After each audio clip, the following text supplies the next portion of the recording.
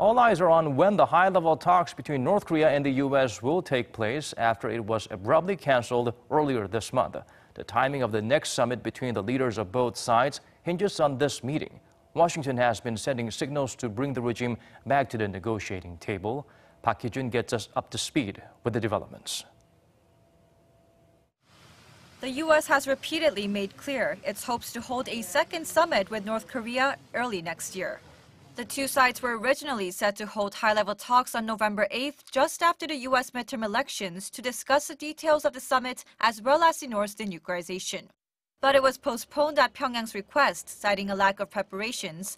Numerous reports quoting diplomatic sources say Washington has been pushing to meet in New York early next week, taking into account President Donald Trump and Secretary of State Mike Pompeo's departure for the G20 summit on the 30th. The U.S. has been sending signs to bring North Korea to the negotiating table. It has expressed support for the joint study of the Inter-Korean Railway project, which requires a workaround to sanctions on the North. Defense Secretary James Mattis also recently announced plans to scale down the South Korea-U.S. joint military exercise, Fold Eagle, scheduled for next spring. Should the North return to the nuclear talks, it would have to face the demands of an inventory of its nuclear capabilities and the shutdown of its key nuclear facilities, which the regime has been putting off until the sanctions are lifted. But the ball is now in North Korea's courts. It's unclear when it will respond to Washington's invitation, but time is running short to prepare for the next North Korea-U.S. summit.